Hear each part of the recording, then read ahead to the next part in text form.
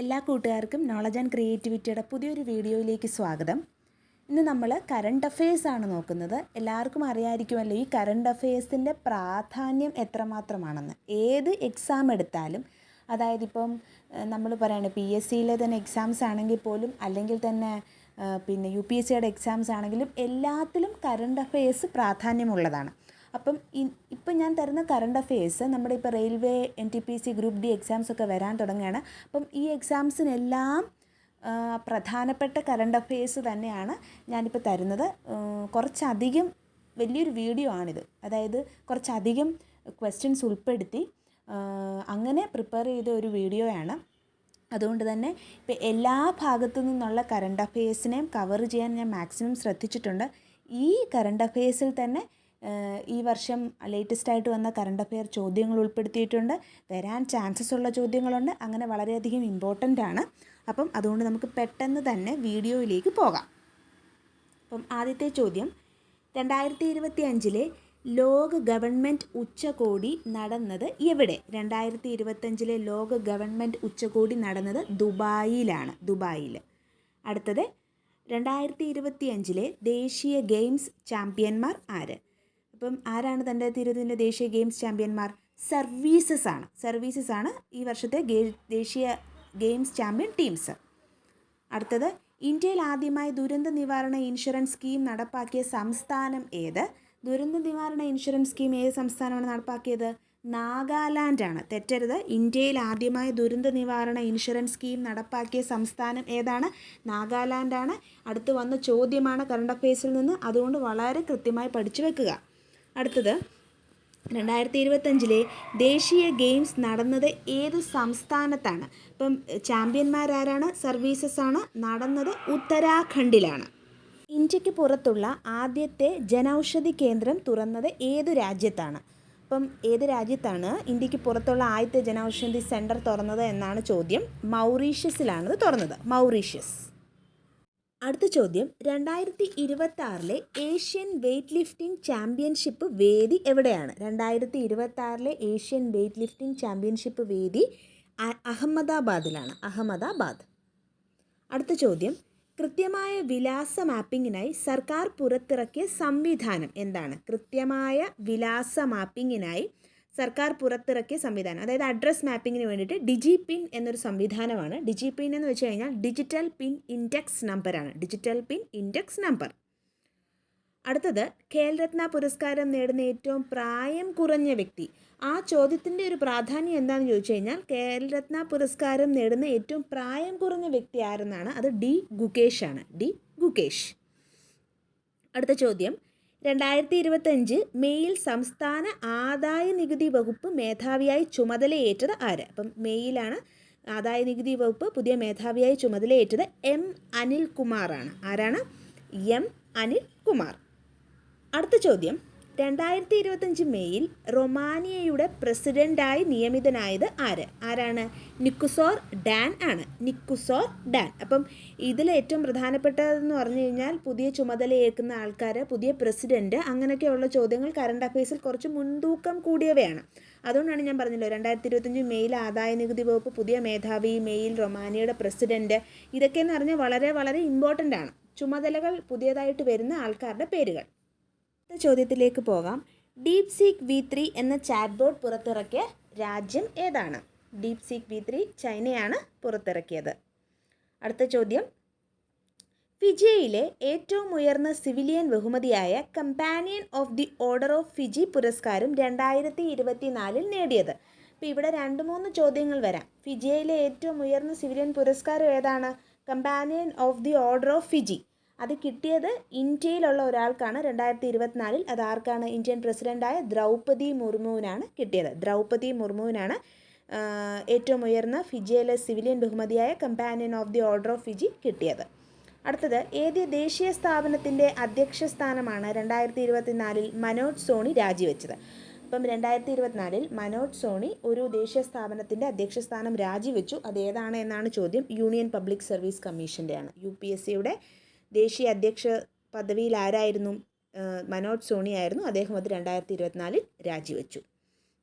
അടുത്ത ചോദ്യം, 2025 ഫെബ്രുവരിയിൽ ആർട്ടിഫിഷ്യൽ ഇൻ്റലിജൻസ് ആക്ഷൻ സമ്മിറ്റ് നടന്ന രാജ്യം ഏതാണ്? അപ്പോൾ ചോദ്യം ഇങ്ങനെയാണ്, 2025 ഫെബ്രുവരിയിൽ ആർട്ടിഫിഷ്യൽ ഇൻ്റലിജൻസ് ആക്ഷൻ സമ്മിറ്റ് ഒരു രാജ്യത്ത് നടന്നു. അത് എവിടെ വെച്ചാണ് നടന്നത്? ഫ്രാൻസിൽ വെച്ചാണ് നടന്നത്.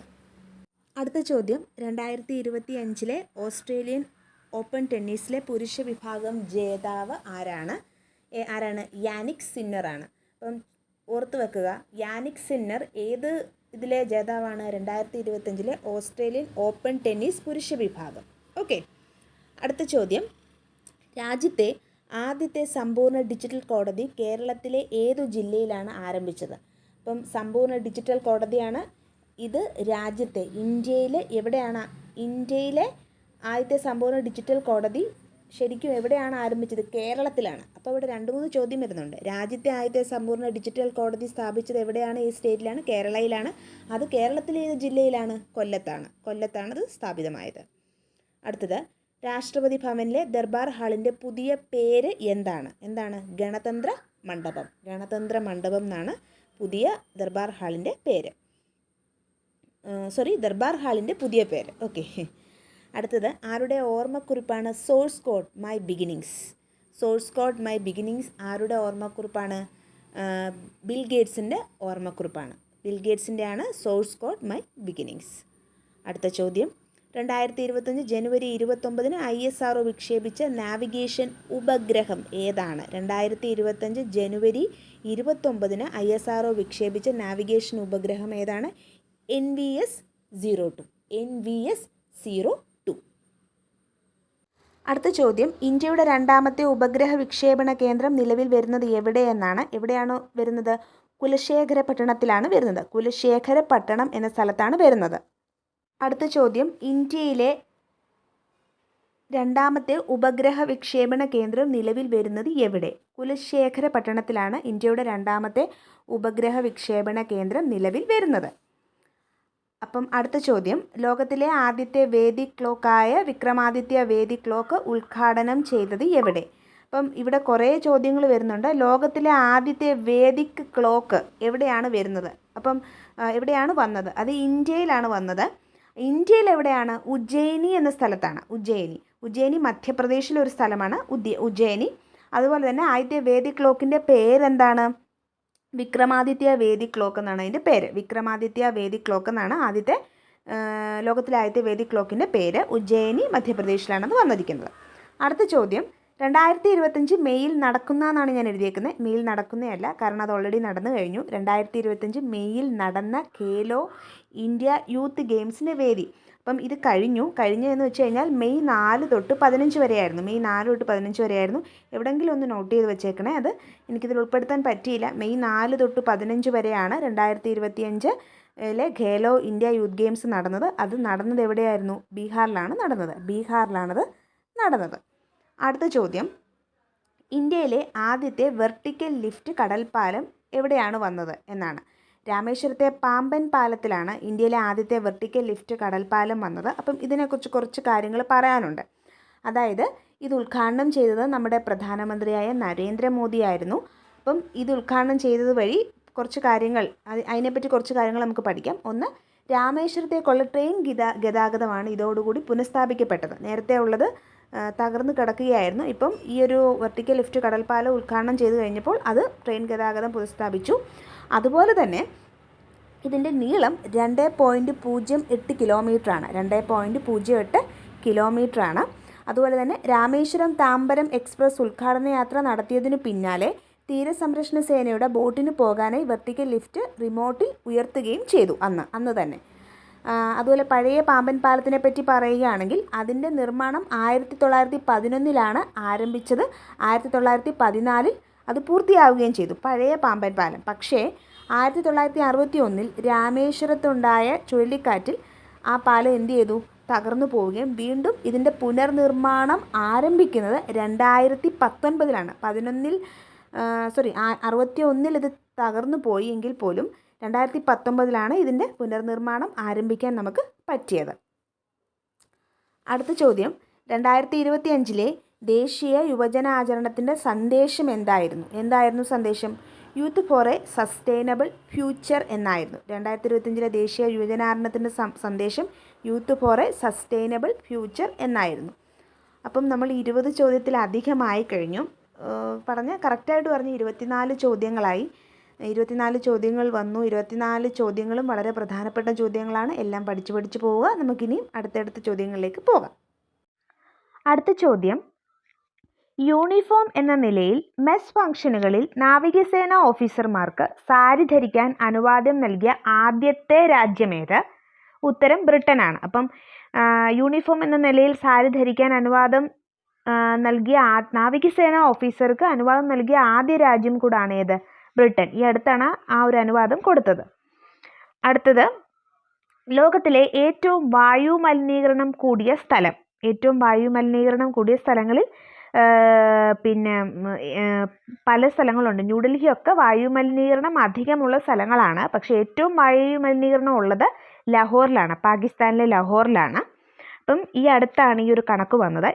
ഇങ്ങനെയുള്ള കണക്കുകൾ മാറി മറിയാം. ചിലപ്പോൾ അത് സിറ്റി വൈസ് ചില രാജ്യങ്ങളിലെ ഒരു ഉദാഹരണം പറഞ്ഞു കഴിഞ്ഞാൽ, ഈ ഒരു കണക്കിൽ പല രാജ്യങ്ങൾ, പല സ്ഥലങ്ങളുണ്ട്. ബംഗ്ലാദേശിലെ ധാക്കയുണ്ട്, ഇന്ത്യയിലെ ഡൽഹിയുണ്ട്. അപ്പം ഇതിൻ്റെ ഒരു കണക്കുകൾ മാറി മറിയുന്ന കണക്കാണ്. പക്ഷെ നിലവിൽ ഏറ്റവും വായു മലിനീകരണം കൂടിയ സ്ഥലം ലാഹോറാണ്. അടുത്തത്, തിരഞ്ഞെടുക്കപ്പെട്ട 3000 ലൈബ്രറികളിലൂടെ 3 ലക്ഷം വീടുകളിലേക്ക് പുസ്തകങ്ങൾ എത്തിക്കുന്ന കേരള സ്റ്റേറ്റ് ലൈബ്രറി കൗൺസിലിൻ്റെ പദ്ധതി ഏതാണ് എന്നാണ്. അപ്പോൾ ഏതാണ് പദ്ധതി? വായനാ വസന്തം, വീട്ടിലേക്കൊരു പുസ്തകം. അപ്പം ഈ ഒരു ചോദ്യം പല രീതിയിൽ ചോദിക്കാം. ഒന്ന്, വായനാ വസന്തം വീട്ടിലേക്കൊരു പുസ്തകം ഏത് ബേസിസിലുള്ളൊരു പദ്ധതിയാണ് എന്ന് ചോദിക്കാം. അല്ലെങ്കിൽ ഏത് കൗൺസിലിൽ തുടങ്ങിയ പദ്ധതിയാണെന്ന് ചോദിക്കാം. അപ്പോൾ ഏത് കൗൺസിൽ തുടങ്ങിയ പദ്ധതിയാണ്? കേരള സ്റ്റേറ്റ് ലൈബ്രറി കൗൺസിലിൻ്റെ പദ്ധതിയാണ് വായനാ വസന്തം വീട്ടിലേക്കൊരു പുസ്തകം എന്നുള്ളത്. അപ്പം ഇതാണ് ചോദ്യം. തിരഞ്ഞെടുക്കപ്പെട്ട 3000 ലൈബ്രറികളിലൂടെ 3 ലക്ഷം വീടുകളിലേക്ക് പുസ്തകങ്ങൾ എത്തിക്കുന്ന കേരള സ്റ്റേറ്റ് ലൈബ്രറി കൗൺസിലിൻ്റെ പദ്ധതിയാണ് വായനാ വസന്തം വീട്ടിലേക്കൊരു പുസ്തകം. അടുത്ത ചോദ്യം, 2025 തകഴി സാഹിത്യ പുരസ്കാരം ലഭിച്ചത് ആർക്കാണ് ലഭിച്ചത്? KP സുധീരയ്ക്കാണ് 2025 തകഴി സാഹിത്യ പുരസ്കാരം ലഭിച്ചത്. അടുത്ത ചോദ്യം, ഇന്ത്യയിലെ ആദ്യത്തെ ഇൻഡോർ അത്ലറ്റിക്സ് അക്വാട്ടിക് സെൻ്ററായ കലിംഗ സ്റ്റേഡിയം എവിടെയാണ്? അത് ജംഷഡ്പൂരിലാണ്. അപ്പോൾ ഈ ഒരു ചോദ്യത്തിൽ നിന്ന് തന്നെ പല ചോദ്യങ്ങളും നമുക്ക് പഠിക്കാൻ പറ്റും. ആദ്യത്തെ ചോദ്യം എന്ന് പറഞ്ഞാൽ, ഇന്ത്യയിലെ ആദ്യത്തെ ഇൻഡോർ അത്ലറ്റിക് അക്വാട്ടിക് സെൻറ്റർ ഏതാണ് എന്ന് ചോദിക്കാം. ഏതാണ്? കലിംഗ സ്റ്റേഡിയമാണ്. അത് എവിടെയാണെന്ന് ചോദിക്കാം. എവിടെയാണ്? ജംഷഡ്പൂരിലാണ്. അടുത്ത ചോദ്യം, 2024 മാതൃഭൂമി സാഹിത്യ പുരസ്കാരം ലഭിച്ചത് ആർക്കാണ് ലഭിച്ചത്? സാറ ജോസഫിനാണ് അത് ലഭിച്ചത്. 3 ലക്ഷം രൂപയും പ്രശസ്തി പത്രവും ശില്പവും അടങ്ങുന്നതാണ് പുരസ്കാരമായി ലഭിക്കുന്നത്. അപ്പം ഈ ഒരു പുരസ്കാരമൊക്കെ പഠിക്കുമ്പോൾ അതിന് മുന്നത്തെ വർഷം കിട്ടിയ ആളെ പറ്റി പഠിക്കുന്നതും വളരെ നല്ലതാണ്. അങ്ങനെ ചോദ്യങ്ങൾ വരികയും ചെയ്യും. അപ്പം 2023 ഈ പുരസ്കാരം ലഭിച്ചത് സക്കറിയായ്ക്കാണ്. 2022 അത് ലഭിച്ചത് സേതുവിനുമാണ്. അപ്പം ഇത് പഠിച്ചു വെക്കുക. കാരണം ഇത് വളരെ ഇമ്പോർട്ടൻ്റ് ആണ്. നിങ്ങൾക്ക് അങ്ങോട്ടും ഇങ്ങോട്ടും തിരിഞ്ഞു പോകും. അങ്ങനെ തിരിഞ്ഞു പോകാതിരിക്കാൻ വേണ്ടിയിട്ടാണ് ഞാൻ 2024 പറയുമ്പോൾ 23ഉം 22ഉം പറയുന്നത്. നമ്മളിപ്പം 30 ക്വസ്റ്റ്യൻ പഠിച്ചു. ഈ 30 ക്വസ്റ്റ്യനും വളരെ ഇമ്പോർട്ടൻ്റ് ആണ്. അതായത് എല്ലാവർക്കും അറിയാം, മത്സര പരീക്ഷകൾക്ക് തയ്യാറാവുന്നവർക്കെല്ലാം അറിയാവുന്ന ഒരു കാര്യമാണ് കറണ്ട് അഫയേഴ്സിൻ്റെ പ്രാധാന്യം എത്രത്തോളമാണെന്ന്. കാരണം കറണ്ട് അഫയേഴ്സ് എന്ന് പറയുന്ന ഒരു സെക്ഷൻ 20 മാർക്ക് ആണെങ്കിൽ പോലും നമുക്ക് 20 വരത്തുള്ളൂ എന്ന് പറയാൻ പറ്റത്തില്ല. കാരണം ഇതേ ക്വസ്റ്റ്യൻസ് മലയാളം എന്ന ടോപ്പിക്കിലും ഈ സാഹിത്യ പുരസ്കാരങ്ങൾ വേണമെങ്കിൽ വരാം. കാരണം നോവൽ ഏതാണ് എന്ന് ചോദിക്കാം. അതുപോലെ തന്നെ ഇപ്പം സയൻസിൻ്റെ പോർഷനിൽ നമുക്ക് ഒരു ISROയുടെ ക്വസ്റ്റ്യൻ വന്നാൽ അത് വരാം. എന്തിലും ഇപ്പം കറണ്ട് അഫയേഴ്സിന് എവിടെ വരാനുള്ള സ്വാതന്ത്ര്യമുണ്ട്. ഏത് ക്വസ്റ്റ്യൻ്റെ കൂടെ അത് കയറി വരാം. ഒരു ഉദാഹരണം, ഒരു വാക്സിൻ്റെ പേര് കണ്ടുപിടിച്ചാൽ, അല്ലെങ്കിൽ ഒരു വാക്സിൻ കണ്ടുപിടിച്ചാൽ ആ വാക്സിൻ്റെ ചോദ്യം ബയോളജിയിൽ വരാം. അപ്പോൾ അതുകൊണ്ടാണ് കറണ്ട് അഫയേഴ്സിൻ്റെ പ്രാധാന്യം എത്രത്തോളമാണെന്ന് ഞാൻ എപ്പോഴും പറയുന്നത്. അതുപോലെ തന്നെ ഒരു ടിപ്പൂടെ പറഞ്ഞുതരാം. കറണ്ട് അഫയേഴ്സ് ഇങ്ങനെ കാണാതെ പഠിക്കുന്നു, അല്ലെങ്കിൽ എക്സാമിന് വേണ്ടി പഠിക്കുക, അങ്ങനെ ഒരു ചിന്താഗതി മാറ്റിയിട്ട് പത്രം വായിക്കുക. കാരണം പത്രത്തിൽ വരുമ്പോൾ നമ്മൾ വായിക്കുന്നതായ കാര്യങ്ങൾ ഓർത്ത് വെക്കുന്നതിൻ്റെ അത്രയും പോലും നമ്മൾ ഇങ്ങനെ കുത്തിയിരുന്ന് ഓരോ കാര്യങ്ങൾ പഠിക്കുമ്പോൾ കിട്ടത്തില്ല. കാരണം പത്രത്തിൽ നമ്മൾ ഈസി ആയിട്ടാണ് അത് വായിക്കുന്നത്. അപ്പം അങ്ങനെ വായിച്ച് അങ്ങനെ എഴുതി വെക്കുന്ന ഒരു ശീലം തുടങ്ങിയാൽ മാത്രമേ കറണ്ട് അഫയേഴ്സ് പോലുള്ള ഒരു പോർഷനൊക്കെ നമുക്ക് പെട്ടെന്ന് മനസ്സിലാവത്തുള്ളൂ. അല്ലെങ്കിൽ വരുന്നതിൻ്റെ കാരണം എന്ന് വെച്ച് കഴിഞ്ഞാൽ ഇതിൻ്റെ കൂടെ അതുകൂടെയൊക്കെ പഠിച്ചു വരുമ്പോൾ നമ്മൾ പെട്ടെന്ന് മറന്നു പോകും. അപ്പം നമ്മൾ ഇങ്ങനെ പത്രം വായിക്കുന്ന ശീലമുള്ള 2 കാര്യങ്ങളാണ്. ഒന്നെന്ന് പറഞ്ഞു കഴിഞ്ഞാൽ ഓർത്തു വെക്കുന്നതിൻ്റെ അളവ് കൂടും. 2 സ്ക്രീൻ ടൈം കുറയ്ക്കാൻ പറ്റും. ഇപ്പോൾ എല്ലാവരും മൊബൈലിൽ കൂടെയാണ് പഠിക്കുന്നത്. ഇപ്പം ഞാനും മൊബൈലിലാണ് വീഡിയോസ് തരുന്നത്, യൂട്യൂബ് വഴിയാണ്. ശരിയാണത് സമ്മതിച്ചു. പക്ഷേ എപ്പോഴും നമ്മൾ സ്ക്രീൻ ടൈം ഒരുപാട് നമുക്ക് കൂടുന്നു എന്നൊക്കെ തോന്നിക്കഴിഞ്ഞാലേ പത്രത്തിലേക്ക് എഴുതി വെക്കുന്നത് നന്നായിരിക്കും. ഇത് എൻ്റെ ഒരു ചെറിയ ടിപ്പാണ്. പക്ഷേ നിങ്ങൾ ചിലർക്കെങ്കിലും ചിലപ്പോൾ അത് ഫോളോ ചെയ്യാൻ ആഗ്രഹമുള്ളവർ കാണും. അങ്ങനെയുള്ളവർ മാത്രം എടുക്കുക. നമ്മൾ ഇതിലും കാണണം, വീഡിയോസ് കാണണം. അതുപോലെ തന്നെ കറണ്ട് അഫയേഴ്സ് എഴുതി വെക്കുമ്പോൾ ഇങ്ങനെയും ചെയ്യാൻ ശ്രമിക്കുക. ഓക്കെ, അടുത്ത ചോദ്യം 31 പോയം ഫോർ ISROയുടെ ഏത് ദൗത്യത്തിൻ്റെ ഭാഗമായിരുന്നു? അവിടെ തന്നെ 2 ചോദ്യങ്ങൾ വരും. പോയം 4 എന്ന് പറയുന്നത് ഏത് ഇതിൻ്റെ ഭാഗമായിട്ടുള്ളതാണ്? അത് ISROയുടെ ഒരു മിഷനായിരുന്നു പോയം 4 എന്ന് പറഞ്ഞാൽ. അത് ഏതിൻ്റെ ഭാഗമായിരുന്നു എന്ന് ചോദിച്ചു കഴിഞ്ഞാൽ സ്പെഡക്സ് മിഷൻ്റെ ഭാഗമായിട്ടുള്ള ഒരു സംഭവമാണ് പോയം 4. അപ്പോൾ പോയം 4 എന്ന് പറഞ്ഞു കഴിഞ്ഞാൽ എന്താണെന്ന് പറയാം. PSLV ഓർബിറ്റൽ എക്സ്പെരിമെൻ്റൽ മൊഡ്യൂൾ എന്നാണ് അതിൻ്റെ full form. PSLV orbital experimental module. അത് എന്താണെന്ന് വെച്ച് കഴിഞ്ഞാൽ 2024 ഡിസംബർ 30 ഡോക്കിംഗ് പരീക്ഷണത്തിന് വേണ്ടി PSLV C-60 വിക്ഷേപണ വാഹനം ഉപയോഗിച്ച് 2 ഉപഗ്രഹങ്ങൾ വിക്ഷേപിച്ചിരുന്നു. ഈ ഒരു വിക്ഷേപണ വാഹനത്തിൻ്റെ മുകൾ ഭാഗത്തിനാണ് ഈ പോയം 4 എന്ന് വിളിക്കുന്നത്. പക്ഷേ ഈ പോയം 4 അത് തിരിച്ചിറക്കിയിട്ടുണ്ടായിരുന്നു. അതിൻ്റെ കാരണം എന്ന് വെച്ച് കഴിഞ്ഞാൽ ബഹിരാകാശ മാലിന്യം ഇല്ലാതാക്കുന്നതിനായുള്ള അന്താരാഷ്ട്ര മാനദണ്ഡങ്ങൾ പാലിക്കുന്നതിൻ്റെ ഒരു ഭാഗമായിട്ട് ISRO തന്നെയാണ് ഇതിനെ തിരിച്ചിറക്കിയത്. അപ്പം ഇത് എന്നാന്ന് ചോദിച്ചു കഴിഞ്ഞാൽ ഏപ്രിൽ 4 ഏപ്രിൽ 4 ഇന്ത്യൻ സമുദ്രത്തിലാണ് ഈ പോയം 4 ചെന്ന് പതിച്ചത്. ഇനി നമുക്ക് ഓസ്കാർ പുരസ്കാരങ്ങളെ പറ്റി പഠിക്കാം. ഓസ്കാർ പുരസ്കാരം വേറൊരു ടോപ്പിക്കായിട്ട് വീഡിയോ ഇടണം എന്ന് വിചാരിച്ചാണ്. പിന്നെ ഞാൻ വിചാരിച്ച കറണ്ട് അഫയേഴ്സിൻ്റെ വീഡിയോ ഞാൻ എന്തായാലും ഒരു വലിയ വീഡിയോ ഇടുന്നുണ്ട്. അപ്പോൾ അതിൻ്റെ കൂടെ ആകുമ്പോൾ നിങ്ങൾക്കും നോട്ട് ചെയ്യാൻ എളുപ്പമായിരിക്കുമല്ലോ. അങ്ങനെയാണ് ഇതിൽ തന്നെ ഇട്ടത്. അപ്പം നമ്മൾ തുടങ്ങാം. അപ്പം 97ാമത് ഓസ്കാർ പുരസ്കാരത്തെ പറ്റിയാണ് പറയാൻ പോകുന്നത്. മികച്ച നടൻ അഡ്രിയൻ ബ്രോഡിയാണ്. Adrian Brody. അപ്പം ഏത് സിനിമയാണ്? ദ ബ്രൂട്ടലിസ്റ്റ് എന്ന സിനിമയിലെ അഭിനയത്തിനാണ് അഡ്രിയൻ ബ്രോഡിക്ക് അവാർഡ് കിട്ടിയത്. അടുത്തത് മികച്ച നടിയാണ്. മികച്ച നടി മൈക്കി മാഡിസൺ ആണ്. മൈക്കി മാഡിസൺ. അനോറ എന്ന ചിത്രത്തിലെ ഇതിനു വേണ്ടിയിട്ടാണ് മൈക്കി മാഡിസണ് അവാർഡ് കിട്ടിയത്. അടുത്തത് മികച്ച സംഗീതമാണ്. മികച്ച സംഗീതം ഡാനിയൽ ബ്ലൂംബർഗിനാണ് മികച്ച സംഗീതത്തിനുള്ള അവാർഡ് ലഭിച്ചത്. Daniel Bloomberg. അപ്പം അത് ഏത് സിനിമയാണ്? അതും ദ ബ്രൂട്ടലിസ്റ്റ് എന്ന സിനിമയാണ്. The brutalist. അപ്പം ഡാനിയൽ ബ്ലൂംബർഗ് എന്ന മ്യൂസീഷ്യനാണ് ദ ബ്രൂട്ടലിസ്റ്റ് എന്ന സിനിമയിലെ ഈ സംഗീതത്തിന് വേണ്ടി അവാർഡ് ലഭിച്ചത്, മികച്ച സംഗീതത്തിനുള്ളത്. അടുത്തത് മികച്ച ആനിമേഷൻ ചിത്രമാണ്. മികച്ച ആനിമേഷൻ ചിത്രം ഫ്ലോ ആണ്. ഫ്ലോ. അപ്പം ലാത്വിയയിൽ നിന്ന് ഓസ്കാർ നേടുന്ന ആദ്യ ചിത്രം എന്നുള്ളൊരു പ്രത്യേകതയും എന്തിനുണ്ട്? ഫ്ലോയ്ക്കുണ്ട്. അടുത്ത ചോദ്യം മികച്ച ഗാനം. മികച്ച ഗാനം എൽ മാൽ ആണ്. എൽ മാൽ. അപ്പം എമിലിയ പെരസ് എന്ന സിനിമയിലെ എൽ മാൽ എന്ന ഗാനത്തിനാണ് മികച്ച ഗാനത്തിനുള്ള ഓസ്കാർ പുരസ്കാരം ലഭിച്ചത്. അടുത്തത് മികച്ച ഛായാഗ്രഹണമാണ്. മികച്ച ഛായാഗ്രഹണത്തിനുള്ള അവാർഡ് കിട്ടിയത് ലോൽ ക്രൗളിക്കാണ്. ലോൽ ക്രൗളിക്ക് കിട്ടിയത് ദ ബ്രൂട്ടലിസ്റ്റ് എന്ന സിനിമയിൽ നിന്ന് തന്നെയാണ്. The brutalist. അപ്പം ദ ബ്രൂട്ടലിസ്റ്റ് എന്ന സിനിമയിൽ നിന്ന് ഒരുപാട് പേർക്ക് അവാർഡ് ലഭിച്ചു. അതുപോലെ തന്നെ ഇനിയും പറയാനുള്ളത് അനോറയ്ക്കാണ്. അനോറ എന്ന് പറഞ്ഞ സിനിമയിൽ നിന്ന് ഒരുപാട് പേർക്ക് അവാർഡ് ലഭിച്ചിട്ടുണ്ട്. അപ്പം അത് പറഞ്ഞു വെച്ചാൽ മികച്ച സിനിമയ്ക്കുള്ള അവാർഡ് ലഭിച്ചത് തന്നെ അനോറയ്ക്കാണ്. അനോറ. അപ്പം മികച്ച സിനിമ, നടി, സംവിധായകന്, എഡിറ്റിങ്, തിരക്കഥ എന്നുള്ള ഇത്രയും പുരസ്കാരങ്ങൾ കിട്ടിയതും അനോറ എന്ന സിനിമയ്ക്കാണ്. അപ്പം അനോറ സംവിധാനം ചെയ്തത് ഷോൺ ബേക്കറാണ്. ഷോൺ ബേക്കർ സംവിധാനം ചെയ്ത അനോറയ്ക്കാണ് മികച്ച സിനിമ, നടി, അതുപോലെ തന്നെ സംവിധാനം എന്നുള്ള ഈ ഒരു കാറ്റഗറിയിലെല്ലാം ഓസ്കാർ പുരസ്കാരം ലഭിച്ചത്. അടുത്ത ചോദ്യം മികച്ച ഹ്രസ്വചിത്രമാണ്.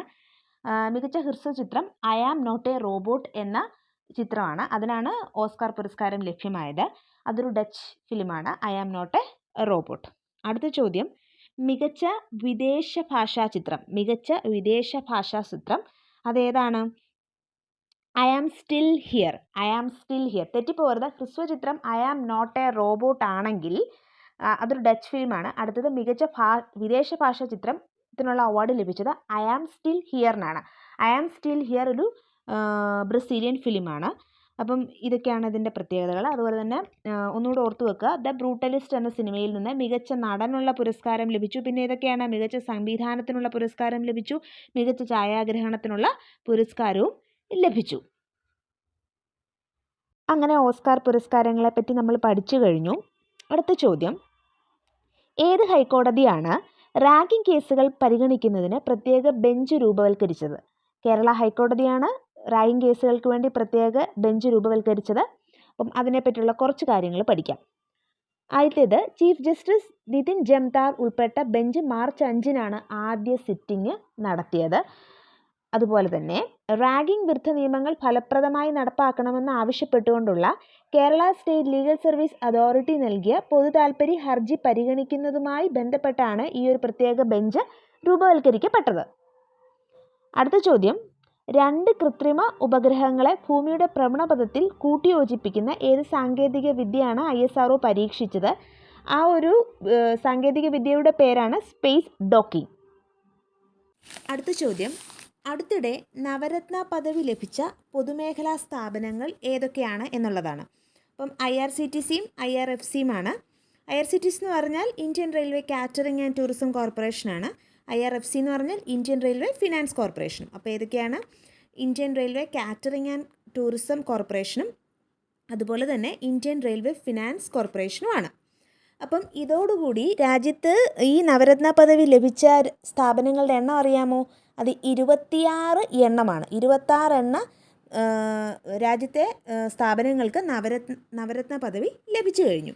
അതുപോലെ തന്നെ എന്താണ് ഈ നവരത്ന പദവി എന്ന് വെച്ച് കഴിഞ്ഞാൽ, മികച്ച സാമ്പത്തിക നേട്ടം കൈവരിക്കുന്ന കേന്ദ്ര പൊതുമേഖലാ സ്ഥാപനങ്ങൾക്കാണ് ഈ നവരത്ന പദവി എന്ന ഒരു ഇത് കൊടുക്കുന്നത്. മികച്ച സാമ്പത്തിക നേട്ടം കൈവരിക്കുന്ന സ്ഥാപനങ്ങൾക്ക്. ഇനി അടുത്ത ചോദ്യം, 2025 വനിതാ രത്ന പുരസ്കാരങ്ങൾ ആർക്കൊക്കെയാണ് ലഭിച്ചത് എന്നാണ്. അപ്പം സംസ്ഥാന സർക്കാരിൻ്റെ വനിതാ രത്ന പുരസ്കാര ജേതാക്കളെ പറ്റിയാണ് നമ്മൾ പഠിക്കുന്നത്. അത് ആരൊക്കെയാണ്? കെ വാസന്തി, ഷെറിൻ ഷഹാന, അതുപോലെ തന്നെ AN Vinaya, T Devi, doctor Nandini K Kumar, PK മേദിനിയുമാണ്. അപ്പം ഇനി ഇവർക്ക് ലഭിച്ച മേഖലകൾ ഏതൊക്കെയാണ് എന്ന് നോക്കാം.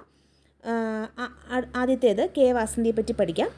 കായിക രംഗത്ത് ദേശീയ അന്തർദേശീയ നേട്ടങ്ങൾ കൈവരിച്ചതിനാണ് കെ വാസന്തിക്ക് സംസ്ഥാന സർക്കാരിൻ്റെ വനിതാ രത്ന പുരസ്കാരം ലഭിച്ചത്. അപ്പം അടുത്തത് ഷെറിൻ ഷഹാനെ പറ്റിയാണ്. പ്രതിസന്ധികളെ അതിജീവിച്ച് ജീവിത വിജയം നേടിയതിനാണ് ഷെറിൻ ഷഹാനയ്ക്ക് അവാർഡ് ലഭിച്ചത്. അടുത്തത് TN വിനയ, ലിംഗനീതി നടപ്പാക്കുന്നതിനുള്ള പ്രവർത്തനങ്ങളിൽ സജീവ ഇടപെടൽ നടത്തുന്നതിൽ നിന്നാണ് AN വിനയയ്ക്ക് വനിതാരത്ന പുരസ്കാരം ലഭിച്ചത്. അടുത്തത് T ദേവിയാണ്. വയനാട്ടിലെ ആദിവാസി വിഭാഗത്തിലെ അവിവാഹിതരായ അമ്മമാരുടെ വിഷയം പുറം ലോകത്തെ അറിയിച്ചതിനാണ് T ദേവിക്ക് വനിതാരത്ന പുരസ്കാരം ലഭിച്ചത്. സ്വാതന്ത്ര്യസമര സേനാനിയും ഗായികയുമായ PK മേദിനി വനിതാരത്ന പുരസ്കാരം ലഭിച്ചത് ഈ ഒരു മേഖലയാണ്. സ്വാതന്ത്ര്യസമര സേനാനിയും അതുപോലെ തന്നെ ഗായികയുമായിരുന്നു. അടുത്തത് വിദ്യാഭ്യാസ മേഖലയിലും ശാസ്ത്ര സാങ്കേതിക മേഖലയിലും വ്യക്തിമുദ്ര പതിപ്പിച്ചതിൻ്റെ ഇതിലാണ് ഡോക്ടർ നന്ദിനി K കുമാർക്ക് വനിതാരത്ന പുരസ്കാരം ലഭിച്ചത്. അടുത്തത് 2025 ടിയാൻവൻ 2 എന്ന ദൗത്യം വിക്ഷേപിച്ച രാജ്യം ഏതാണ്? ചൈനയാണ്. അപ്പോൾ ചൈന വിക്ഷേപിച്ചതാണ് ടിയാൻവൻ 2. അപ്പം ചൈന ഇത് എന്തിനാണ് വിക്ഷേപിച്ചതെന്ന് ചോദിച്ചു കഴിഞ്ഞാൽ ചിഹ്നഗ്രഹങ്ങളിലെ സാമ്പിളുകൾ കളക്ട് ചെയ്യാൻ വേണ്ടിയിട്ടാണ്. ഭൂമിക്ക് അടുത്തുള്ള ചിഹ്നഗ്രഹങ്ങളിലെ സാമ്പിളുകൾ കളക്ട് ചെയ്യാൻ വേണ്ടിയിട്ടാണ് ഈ ഒരു ടിയാൻവൻ 2 എന്ന ദൗത്യം വിക്ഷേപിച്ചത്. അതുപോലെ തന്നെ 2027 അത് തിരിച്ചു വരുന്നതായിട്ട് പ്രതീക്ഷിക്കപ്പെടുന്നത്. അടുത്ത ചോദ്യം, തെലങ്കാന ഫിലിം അവാർഡ് 2024 പറ്റിയാണ്. ഈ അടുത്താണ് ഈ ഒരു ഫിലിം അവാർഡ് പ്രഖ്യാപിച്ചത്. അപ്പം അതിൻ്റെ പേര് തന്നെ ഒരു പ്രത്യേകതയുണ്ട്. ഗദ്ദാർ തെലങ്കാന ഫിലിം അവാർഡ് എന്നാണ്. ഗദ്ദാർ തെലങ്കാന ഫിലിം അവാർഡ് എന്നാണ് അതിൻ്റെ പേര്. ഒരു പ്രത്യേകത കൊണ്ടുണ്ട്, 2 മലയാളികൾക്ക് ഈ ഒരു ഇതിൽ പുരസ്കാരം ലഭിച്ചു. അത് നമുക്ക് പഠിക്കാം. അപ്പം ആദ്യത്തെ സെക്ഷൻ എന്ന് പറഞ്ഞു കഴിഞ്ഞാൽ മികച്ച സിനിമയാണ്. മികച്ച സിനിമ ഏതാണ്? കൽക്കി 2898 AD ആണ്. കൽക്കി 2898 AD. അടുത്തത് മികച്ച നടനാണ്. മികച്ച നടൻ അല്ലു അർജുനാണ് മികച്ച നടൻ. അടുത്തത് ഈ ഒരു വിഭാഗത്തിൽ ഒരു സ്പെഷ്യൽ ജൂറി പുരസ്കാരം കൂടെ ഉണ്ട്. അത് നമ്മുടെ ആർക്കാണത് കിട്ടിയത്? നമ്മുടെ ദുൽഖർ സൽമാനാണ് സ്പെഷ്യൽ ജൂറി പുരസ്കാരം ലഭിച്ചത്. അപ്പോൾ അതൊരു സ്പെഷ്യലാണല്ലേ. മലയാളികൾക്ക് എന്നും അതൊരു സ്പെഷ്യൽ തന്നെ ആയിരിക്കും. അടുത്തത് മികച്ച നടിയാണ്. മികച്ച നടി നിവേദ തോമസാണ്. അതും മലയാളിയാണ്. അതും നമുക്ക് സ്പെഷ്യലാണ്. അപ്പം സ്പെഷ്യൽ ജൂറി പുരസ്കാരം ദുൽഖർ സൽമാൻ, മികച്ച നടി നിവേദ തോമസ്. അടുത്തത് മികച്ച സംവിധായകനാണ്. അതിന് ആർക്കാണ് ലഭ്യമായത്? നാഗ് അശ്വിനാണ് മികച്ച സംവിധായകൻ. അപ്പം ഗദാർ തെലങ്കാന ഫിലിം അവാർഡ് വളരെ പ്രധാനപ്പെട്ടതാണ്. അപ്പം ഏതൊക്കെ കാറ്റഗറി ആയിരുന്നു? സിനിമ, നടൻ, നടി, സ്പെഷ്യൽ ജൂറി പുരസ്കാരം, സംവിധായകൻ. ഇതാണ് ഏറ്റവും പ്രധാനപ്പെട്ട കാറ്റഗറികളാണ്. അത് പഠിച്ചു വെക്കുക. അടുത്ത ചോദ്യം, ഊബറിൻ്റെ ഏഷ്യയിലെ ആദ്യത്തെ ജലഗതാഗത സേവനം ആരംഭിച്ചത്? ഇമ്പോർട്ടൻ്റ് ആണ്. ആദ്യത്തെ ജലഗതാഗത സേവനം ഊബർ ആരംഭിച്ചത് എവിടെയെന്നാണ് ചോദ്യം. അത് എവിടെയാണ്? കാശ്മീരിലെ ദാൽ തടാകത്തിലാണ് ഈ ഒരു സേവനം ഇപ്പോൾ ആരംഭിച്ചിരിക്കുന്നത്. അടുത്ത ചോദ്യം, സംസ്ഥാനത്ത് ആദ്യമായി സ്ത്രീകൾക്കും കുട്ടികൾക്കും KSRTC ബസ്സിൽ സൗജന്യ യാത്ര നടപ്പിലാക്കിയ ഗ്രാമപഞ്ചായത്ത്. എന്തായാലും വളരെ വലിയൊരു കാര്യമാണത്. സൗജന്യ യാത്ര സ്ത്രീകൾക്കും കുട്ടികൾക്കും ലഭ്യമാക്കുക എന്ന് പറഞ്ഞു കഴിഞ്ഞാൽ അത് എവിടെയാണ്? തൃപ്പങ്ങോടാണ്. തൃപ്പങ്ങോട് ഗ്രാമപഞ്ചായത്തിലാണ് ഇങ്ങനെ വലിയൊരു കാര്യം നടന്നത്. അത് മലപ്പുറം ജില്ലയിലാണ് തൃപ്പങ്ങോട് ഗ്രാമപഞ്ചായത്ത്. അതുപോലെ നമുക്ക് അതിൻ്റെ കുറച്ച് കാര്യങ്ങളൊക്കെ പഠിക്കാം. എന്തായാലും വളരെ നല്ലൊരു കാര്യമല്ലേ. അപ്പം ഇത് രാവിലെ 7 മണി മുതൽ രാത്രി 7 മണി വരെയാണ് ഈ ഒരു സർവീസ് നടത്തുന്നത്. അതുപോലെ തന്നെ ബജറ്റിൽ നീക്കി വെച്ച 10 ലക്ഷം രൂപ ഉപയോഗിച്ച് ഗ്രാമവണ്ടി പദ്ധതിയിലൂടെയാണ് KSRTC ബസ്സിൻ്റെ ഈ ഒരു സേവനം പഞ്ചായത്ത് ലഭ്യമാക്കിയത്. അപ്പം മലപ്പുറം ജില്ലയിൽ നിന്ന് ഈ നമ്മുടെ വീഡിയോ കാണുന്ന ആരെങ്കിലുമൊക്കെ ഉണ്ടെങ്കിൽ ഒന്ന് കമൻറ്റ് ചെയ്യണേ. അതുപോലെ തന്നെ നിങ്ങൾ പറയണം, നിങ്ങൾ ആരെങ്കിലും ഈ ഗ്രാമവണ്ടിയിൽ അതായത് ഈ ഗ്രാമവണ്ടി പദ്ധതിയിൽ പെട്ട KSRTC ബസ്സിൽ കയറുകയും അങ്ങനെ സൗജന്യ യാത്ര ലഭ്യമാകുകയോ ചെയ്തിട്ടുണ്ടെങ്കിൽ പറയണേ. നമ്മുടെ കമൻറ്റ് ബോക്സിൽ പറഞ്ഞാൽ കാണുന്ന എനിക്കൊരു സന്തോഷമായിരിക്കും. അത് പഠിക്കുന്ന നിങ്ങൾക്കും അത് വേറൊരു സന്തോഷമായിരിക്കും. അടുത്ത ചോദ്യം, 59ാമത് ജ്ഞാനപീഠ പുരസ്കാരം ലഭിച്ചത് ആർക്കാണ് എന്നാണ്. അപ്പം 2024 59ാമത് ജ്ഞാനപീഠ പുരസ്കാരം പ്രഖ്യാപിക്കപ്പെട്ടത്. അപ്പോൾ അത് കിട്ടിയത് വിനോദ് കുമാർ ശുക്ല എന്ന ഹിന്ദി എഴുത്തുകാരനാണ്. അദ്ദേഹം ഛത്തീസ്ഗഡിൽ നിന്നുള്ള ആളാണ്. അപ്പം അദ്ദേഹത്തിന് ലഭിച്ചത് 59ാമത് ജ്ഞാനപീഠ പുരസ്കാരമാണ്. ഒരു പ്രത്യേകത എന്താണെന്ന് വെച്ച് കഴിഞ്ഞാൽ ഛത്തീസ്ഗഡിൽ നിന്ന് ആദ്യമായി ജ്ഞാനപീഠ പുരസ്കാരം ലഭിക്കുന്നതും ഇദ്ദേഹത്തിനാണ്. അപ്പം 11 ലക്ഷം രൂപയും സരസ്വതി വിഗ്രഹവും പ്രശസ്തി പത്രവും ഉൾപ്പെടുന്നതാണ് പുരസ്കാരം. അപ്പോൾ പഠിച്ചു വെക്കുക. 59ാമത് ജ്ഞാനപീഠ പുരസ്കാരം വിനോദ് കുമാർ ശുക്ല. അടുത്ത ചോദ്യം, 2025 ജനുവരി 31 33ാമത് സ്ഥാപക ദിനം ആഘോഷിച്ചത് എന്നാണ്. ആഘോഷിക്കുന്നതെന്നല്ല, ആഘോഷിച്ച് കഴിഞ്ഞു. അത് ഏത് സ്ഥാപനത്തിൻ്റെയാണ്? ദേശീയ വനിതാ കമ്മീഷൻ്റെയാണ്. 2025 ജനുവരി 31. അപ്പോൾ ഇത്രയും ചോദ്യം കഴിഞ്ഞപ്പം നമ്മൾ അച്ചീവ് ചെയ്ത വലിയൊരു കാര്യമുണ്ട്. നമ്മൾ 50 ചോദ്യങ്ങൾ കഴിഞ്ഞു. അപ്പോൾ ഈ 50 ചോദ്യങ്ങളിൽ മുക്കാൽ ചോദ്യങ്ങളും ഈ വർഷം നടന്ന പല പരീക്ഷയിൽ ചോദിച്ച ചോദ്യമാണ്. പക്ഷേ എന്ന് വെച്ചാൽ എല്ലാമല്ല. പക്ഷേ കാരണം എന്ന് വെച്ച് കഴിഞ്ഞാൽ ഈ ഗദാർ തെലങ്കാന ഫിലിം അവാർഡൊക്കെ ഈ അടുത്ത് പ്രഖ്യാപിച്ചതാണ്. അപ്പോൾ നിങ്ങൾക്ക് തന്നെ മനസ്സിലാവും ഞാൻ എത്ര എഫേർട്ട് ഇട്ടിട്ടാണ് ഈ ചോദ്യങ്ങൾ പ്രിപ്പയർ ചെയ്യുന്നത്. ഞാൻ പഴയതും പുതിയതും എല്ലാം ഉൾപ്പെടുത്തിയിട്ടുണ്ട്. കാരണം ഈ ഫിലിം അവാർഡ്സ്, ISRO, അതുപോലെ തന്നെ പുരസ്കാരം ലഭിച്ച ആൾക്കാർ, ഇങ്ങനെയൊക്കെയുള്ള ടോപ്പിക്കുകൾ PSCയുടെ കറണ്ട് അഫെയർസിൽ എപ്പോഴും നമ്മൾ കണ്ടുവരുന്നതാണ്. നമുക്കൊരിക്കലും അത് അവോയ്ഡ് ചെയ്യാൻ പറ്റത്തില്ല. അതുകൊണ്ട് ഇതൊക്കെ പഠിച്ച് വെക്കുക. കാരണം മറക്കാതെ പഠിക്കുക. PSCക്ക് നമുക്കറിയാം ഒരു മാർക്കില്ല 0.33 വളരെ വലിയ വാല്യൂ ആണ്. കാരണം എനിക്ക് തന്നെ അറിയാം ഈ വർഷത്തെ LDക്കും LDC മെയിൻസിൻ്റെ ലിസ്റ്റ് വരുമ്പോഴൊക്കെ പലരും പല ജില്ലകളിലും ലിസ്റ്റിൽ ഉൾപ്പെടാതെ പോയത് 0.25-ൻ്റെയും 0.33-യുടെയൊക്കെ വ്യത്യാസത്തിനാണ്. അപ്പം അങ്ങനത്തെ ഒരു അവസ്ഥ നമുക്ക് വരരുത്. നമുക്ക് പറ്റുമ്പോഴൊക്കെ നമ്മളിതൊക്കെ പഠിച്ചു വെക്കുക. ഒന്ന് ജസ്റ്റ് അങ്ങോട്ടും ഇങ്ങോട്ടും പോകുമ്പോഴാണെങ്കിലും നിങ്ങൾക്കിത് കേട്ട് പഠിക്കാം. ഈ കാര്യങ്ങളൊക്കെ കേട്ട് പഠിക്കാം. എപ്പോഴും വീഡിയോ തന്നെ കാണണം എന്നില്ല. നമ്മൾ ജോലി ചെയ്യുന്ന സമയത്തോ നമ്മൾ കിച്ചണിൽ ജോലി ചെയ്യുന്ന സമയത്തോ നമ്മൾ എന്ത് ജോലി ചെയ്യുന്ന സമയത്ത് നമ്മൾ ഇതൊന്ന് കേട്ടാൽ ചിലപ്പോൾ നമുക്കതങ്ങ് തറമാകും. ഒരു ചോദ്യത്തിൻ്റെ ഉത്തരത്തിന് അതിൻ്റേതായ വാല്യൂ ഉണ്ട്. അതുകൊണ്ടാണ് ഞാൻ എപ്പോഴും ഇത് പറയുന്നത്.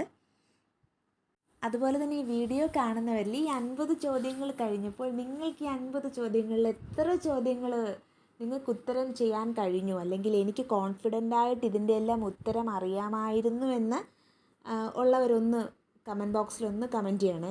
എത്ര മാർക്കിൻ്റെ ചോദ്യങ്ങൾ പറ്റുന്നുണ്ട് എന്നൊക്കെയുള്ളതെന്ന് പറയണം. അതുപോലെ തന്നെ ഇപ്പം ചില ടോപ്പിക്കുകൾ ഞാൻ മിസ് ചെയ്തൊക്കെ ഉണ്ടാകും കറണ്ട് അഫെയർസിൽ. അപ്പോൾ അങ്ങനെയൊക്കെ ഉള്ളതിൽ ഇന്ന ടോപ്പിക്കുകൾ ഉൾപ്പെടുത്തിയാൽ നല്ലതായിരുന്നു, അല്ലെങ്കിൽ നിങ്ങളുടെ അഭിപ്രായങ്ങൾ വിമർശനങ്ങളൊക്കെ കമൻറ്റ് ബോക്സിലൊന്ന് ഇടണം. അപ്പോൾ പിന്നെ എനിക്ക് അതുപോലെ തെറ്റ് തിരുത്തി മുന്നോട്ട് പോകാൻ പറ്റും. അതുകൊണ്ടാണ്. അപ്പം അത് ഒന്ന് മറക്കാതെ ചെയ്തേക്കണേ. അതുപോലെ തന്നെ വീഡിയോ കണ്ടുകൊണ്ടിരിക്കുമ്പോൾ വീഡിയോ ഇഷ്ടമാവുകയാണെങ്കിൽ നിങ്ങൾക്ക് എന്തായാലും ഇഷ്ടപ്പെടും. കാരണം എൻ്റെ എഫേർട്ട് എത്രമാത്രമാണ് ഈ വീഡിയോ ഇടുന്നതിൽ നിന്ന് നിങ്ങൾക്ക് മനസ്സിലാവും. വീഡിയോ ഇഷ്ടമായെങ്കിൽ ഒന്ന് ലൈക്ക് ചെയ്യും, ഈ ചാനലൊന്ന് സബ്സ്ക്രൈബ് ചെയ്യാനും മറക്കല്ലേ പ്ലീസ്. അങ്ങനെ നമ്മൾ 50 ചോദ്യങ്ങൾ കഴിഞ്ഞിരിക്കുകയാണ്. അപ്പം ഈ 50 ചോദ്യങ്ങളും റിവിഷൻ ചെയ്യുക. റിവിഷൻ ചെയ്ത് പഠിക്കുക. അപ്പം ഇനി അടുത്ത 51ാമത്തെ ചോദ്യത്തിലേക്ക് നമുക്ക് പോകാം. 2025 ജൂണിൽ തുഞ്ചത്തെഴുത്തച്ഛൻ മലയാള സർവകലാശാലയുടെ വൈസ് ചാൻസലറായി നിയമിതനായത് ആര് എന്നാണ് ചോദ്യം. ഇത് വളരെ റീസെൻറ്റ് എന്ന് പറഞ്ഞാൽ ജൂണിൽ നിയമിതനായതാണ്. അപ്പം ഈ മാസം നിയമിതനായ വൈസ് ചാൻസലർ ആരെന്നാണ് ചോദ്യം. ആരാണ്? CR പ്രസാദാണ്. CR പ്രസാദ്. അടുത്ത ചോദ്യം, 2025 ജൂണിൽ റാംസർ സൈറ്റിൽ ഉൾപ്പെട്ട ഇന്ത്യയിൽ നിന്നുള്ള തണ്ണീർത്തടങ്ങൾ. അപ്പം ഇതുവരെ ഈ ഒരു വർഷം 4 തണ്ണീർത്തടങ്ങളോളം ഈ വർഷം വന്നിട്ടുണ്ട്, റാംസർ സൈറ്റിൽ ഉൾപ്പെടുത്തിയിട്ടുണ്ട്. പക്ഷേ ഇപ്പോൾ ചോദ്യം വന്നിരിക്കുന്നത് അങ്ങനെയല്ല. 2025 ജൂണിൽ ഈ മാസം റാംസർ സൈറ്റിൽപ്പെട്ട 2 സ്ഥലങ്ങൾ ഏതൊക്കെയാണെന്നാണ്. അപ്പം അത് ഖിജനും മെനാറുമാണ്. ഈ 2 സ്ഥലങ്ങളും ശരിക്കും രാജസ്ഥാനിലുള്ള സ്ഥലങ്ങളാണ്. അപ്പം നേരത്തെ 89 ജൂൺ വരെ, ഇപ്പം അത് 91. ഇപ്പം ടോട്ടൽ 91 റാംസർ സൈറ്റുകളുണ്ട് ഇന്ത്യയിൽ ആകമാനം. പനിയാണ്, അപ്പോൾ അതിൻ്റെ ഒരു പ്രശ്നം കൊണ്ടാണ് ഈ സൗണ്ടിൽ ഇത്ര ബുദ്ധിമുട്ട് വന്നിരിക്കുന്നത്. നിങ്ങൾ ക്ഷമിക്കണം. അടുത്ത ചോദ്യം, 2025 മെയ് മാസം ടെസ്റ്റ് ക്രിക്കറ്റിൽ നിന്നും വിരമിച്ച ഇന്ത്യൻ ക്യാപ്റ്റൻ ആരാണ്? രോഹിത് ശർമ്മയാണ്.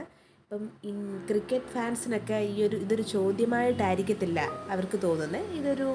ഇതൊരു സാധാരണ സംഭവം പോലെ തന്നെ ആയിരിക്കും. അതുകൊണ്ടാണ് ഞാൻ പറഞ്ഞത്, പത്രം വായിക്കുകയും സ്പോർട്സിലൊക്കെ നമുക്കൊരു ഇൻട്രസ്റ്റ് ഉൾപ്പെടുത്തി കഴിഞ്ഞാൽ കുറച്ച് കറണ്ട് അഫെയർസൊക്കെ നമുക്ക് വശത്താക്കാം. ഓക്കെ. അടുത്ത ചോദ്യം, 2025 G20 ഉച്ചകോടിക്ക് ആതിഥേയത്വം വഹിക്കുന്ന രാജ്യം. കഴിഞ്ഞിട്ടില്ല, ഈ വർഷത്തെ G20 ഉച്ചകോടി നടക്കാനിരിക്കുന്നതേ ഉള്ളൂ.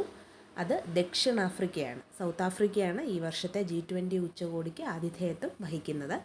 അപ്പം അങ്ങനെ ഉള്ളപ്പം 2025 നമ്മൾ പഠിക്കുമ്പം 2024 പഠിച്ചില്ലെങ്കിൽ അത് ശരിയല്ല അല്ലേ? 2024 കൂടെ നോക്കാം.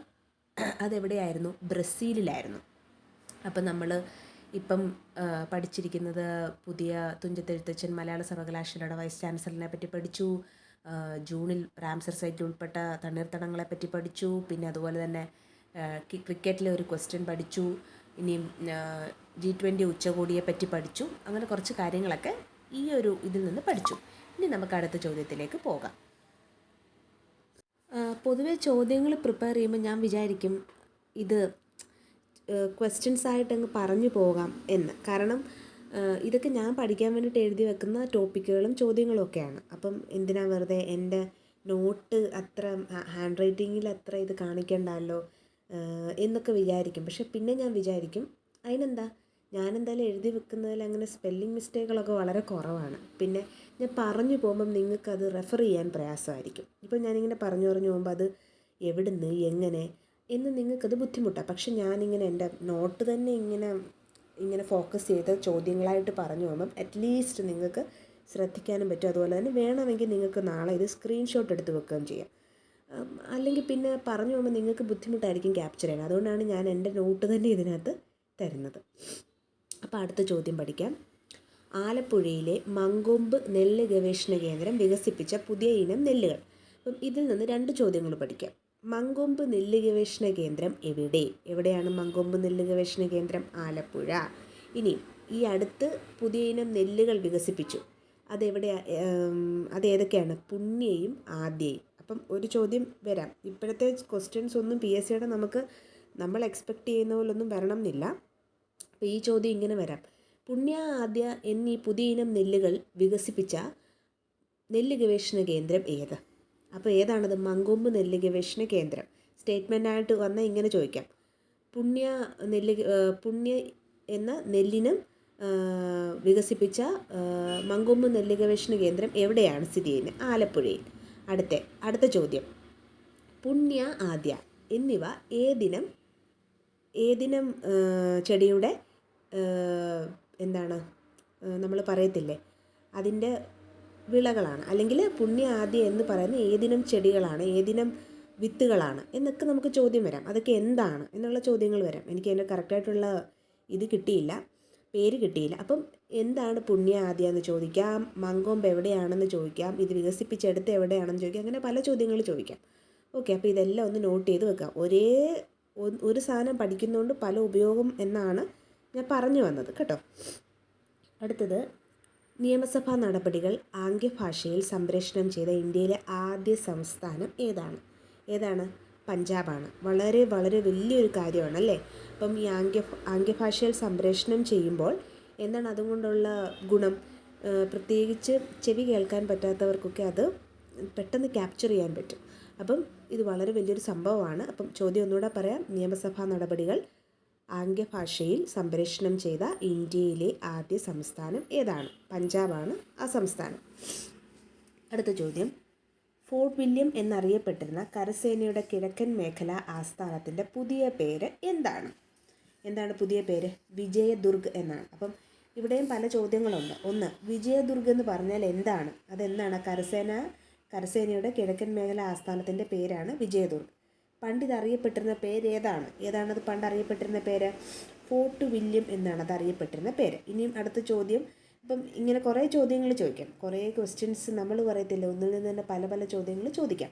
അപ്പോൾ ഫോർട്ട് വില്യം എന്നറിയപ്പെട്ടിരുന്ന കരസേന കിഴക്കൻ മേഖലയുടെ ആസ്ഥാനത്തിൻ്റെ പുതിയ പേരാണ് വിജയദുർഗ്. മറക്കരുത്. നമ്മളപ്പോൾ എന്തൊക്കെ പഠിച്ചു? നെല്ല് ഗവേഷണ കേന്ദ്രത്തെ പറ്റി പഠിച്ചു, പിന്നെ ആംഗ്യഭാഷയിൽ സംപ്രേഷണം ചെയ്യുന്ന ആദ്യ സംസ്ഥാനത്തെ പറ്റി പഠിച്ചു, ഫോർട്ട് വില്യം എന്നറിയപ്പെട്ടിരുന്നത് എന്താണെന്നും നമ്മൾ പഠിച്ചു. അടുത്ത ചോദ്യം. 2025 ഖോ ലോകകപ്പിൻ്റെ ബ്രാൻഡ് അംബാസിഡറായി നിയമിതനായത് ആരാണ്? സിനിമാ പ്രേമികളൊക്കെ ഇതിൻ്റെ ഉത്തരം പഠിച്ചു വെക്കും. സൽമാൻ ഖാനാണ്.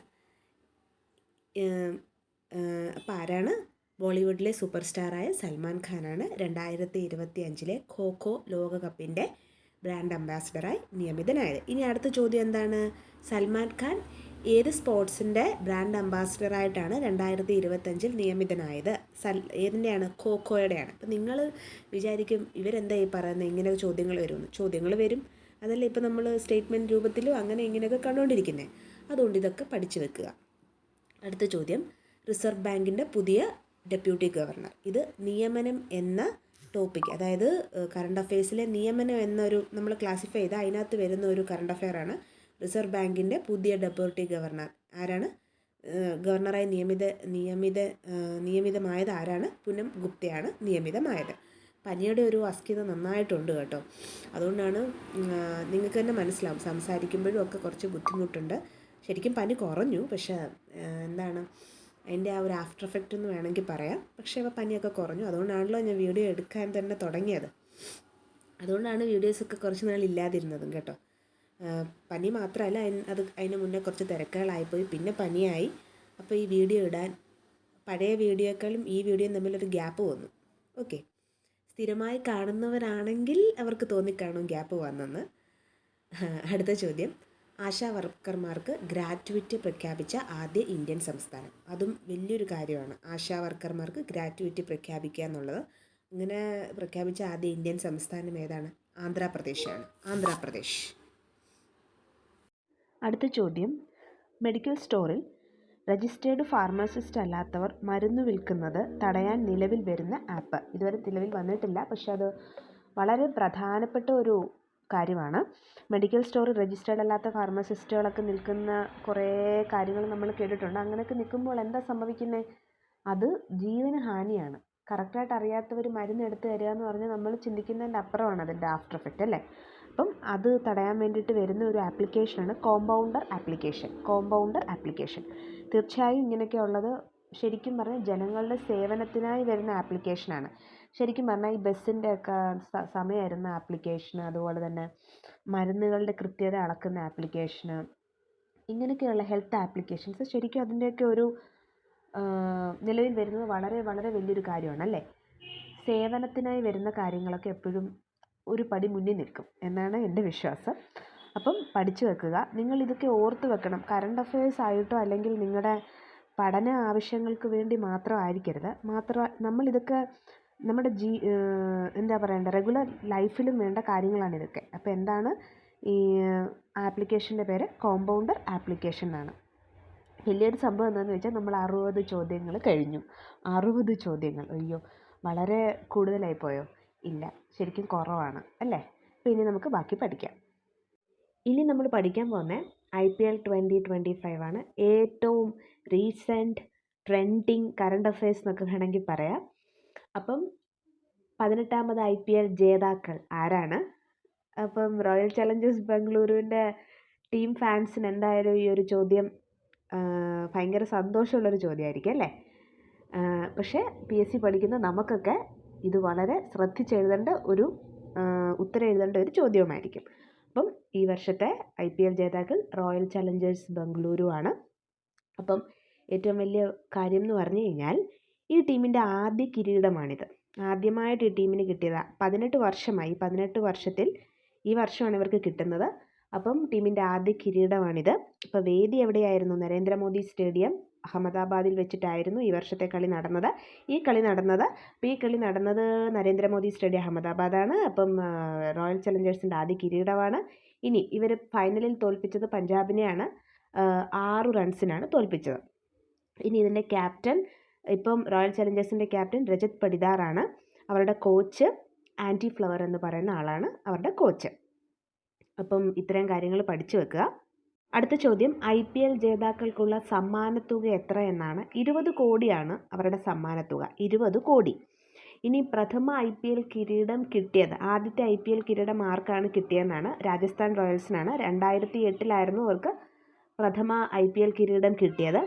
അടുത്തത് 2024 ചാമ്പ്യന്മാർ, അതായത് കഴിഞ്ഞ വർഷത്തെ ചാമ്പ്യന്മാർ ആരായിരുന്നു? കൊൽക്കത്ത നൈറ്റ് റൈഡേഴ്സ് ആയിരുന്നു. ഈ 2025 IPL ഒരുപാട് പ്രത്യേകതകളുണ്ട്. എന്താണെന്നറിയോ? ഏറ്റവും കൂടുതൽ 4, ഏറ്റവും കൂടുതൽ 6, ഏറ്റവും കൂടുതൽ റൺസ്, പിന്നെ 200+ സ്കോർ, ഇതെല്ലാം ഏറ്റവും കൂടുതൽ ഈ 2025 IPL ആയിരുന്നു.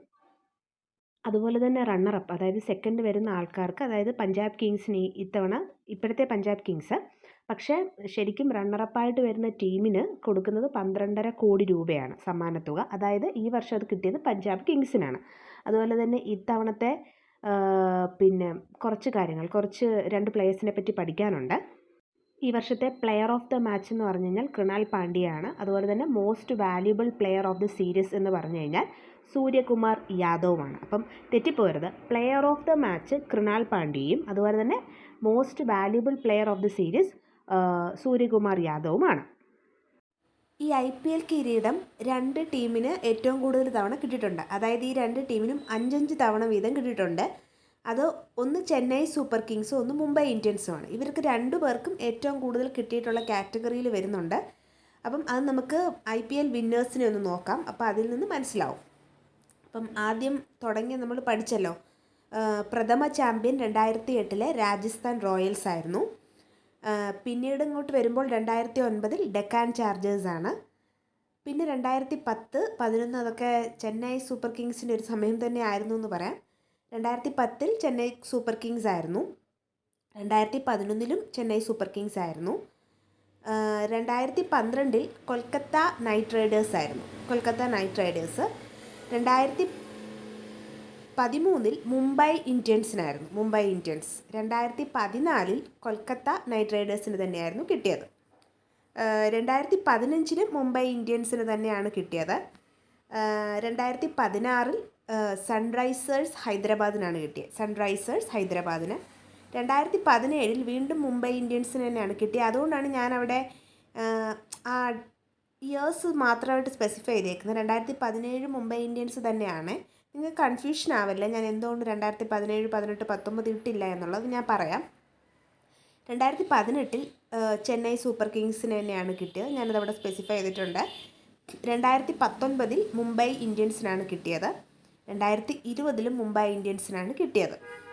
ഇങ്ങോട്ട് വരുമ്പോൾ 2021 2021 കിട്ടിയത് ചെന്നൈ സൂപ്പർ കിങ്സിനാണ്. അത് ഞാൻ മെൻഷൻ ചെയ്യാൻ വിട്ടുപോയതാണ്. അപ്പം ഇപ്പം തന്നെ നിങ്ങൾക്ക് മനസ്സിലായി കാണും.